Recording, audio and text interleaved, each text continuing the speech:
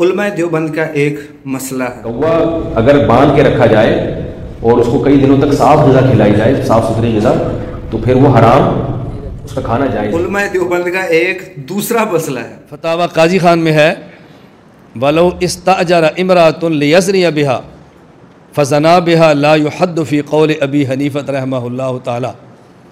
अगर किसी शख्स ने औरत को किराए पर लिया पैसे देकर कि मैं तुम्हें इतने पैसे दूंगा, मुझे ज़िना करने दो, उजरत पर लिया और उससे ज़िना किया, तो कहते हैं इमाम साहब फरमाते हैं इस औरत पर कोई, इस आदमी पर कोई हद नहीं है। उलमा देवबंद का एक तीसरा मसला है कि तुम्हारे इमाम साहब के यहाँ, तुम्हारे इमाम साहब माँ के साथ बेटे का निकाह जायज़ मानता है तो सरी नस का इनकार है, और दलील में हिदायत पेश करते हैं कि अगर कोई आदमी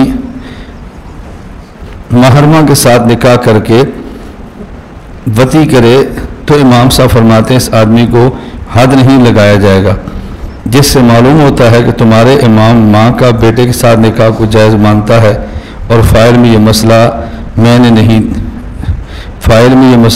नहीं पाया। जवाब चाहिए, जो फ़ाइल आपके पास है उसमें मसला नहीं होगा, वरना इस पर तो हमारी फाइलें मौजूद हैं। उलमा देवबंद के इस तरह के बहुत सारे मसले ही मसले कहते हैं बहिश्ती ज़ेवर हिस्सा नंबर 2 सफ़ा नंबर 5 मसला नंबर 26।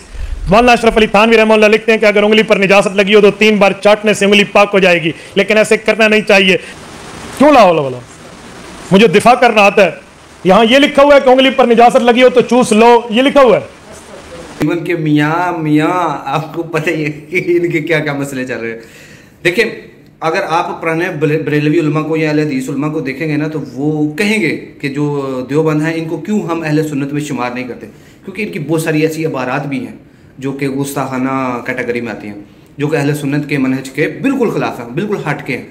अब देखें, ये जो मसले 1 2 3 मैंने आपको दिखाए हैं, ये किताबों में सेम ऐसे ही लिखे हैं, लेकिन लिखने वाले लिख के मर गए और हमारे ऊपर देवबंद की शक्ल में एक अजाब छोड़ गए हैं, जो ना मानते हैं और ना इन मसलों की जान छोड़ते हैं और इनका बल्कि दिफा करते हैं और ऐसी ऐसी तवीलें करते हैं फिर वो मुझे बरेलवियों की वो एक बात याद आती है जो कि वो देवबंद के लिए अक्सर करते हैं कि देवबंद अक्लबंद शऊरबंद।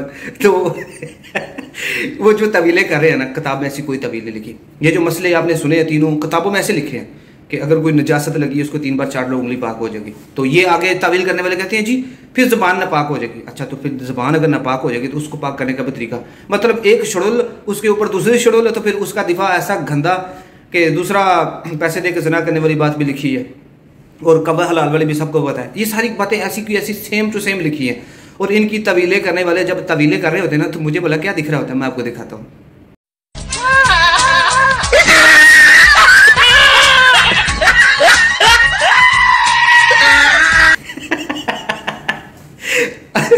अल्लाह माफ करे, अक्लबंद शऊरबंद देवबंद।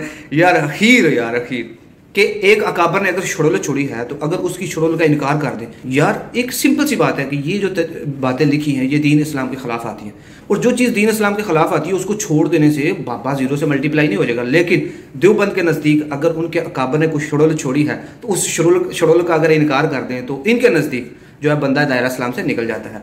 क्यों? इसलिए तो इतना सख्त दिफा करते हैं और इतना दिफा करते हैं कि अक्लबंद शऊरबंद देवबंद। और अल्लाह माफ़ करे यार, बस मैं सिर्फ आपको सिर्फ दिखाया है, और ये जो लिखा है किताबों में मैंने वही दिखाया कि अपनी ज़ुबानी ही बयान कर रहे हैं।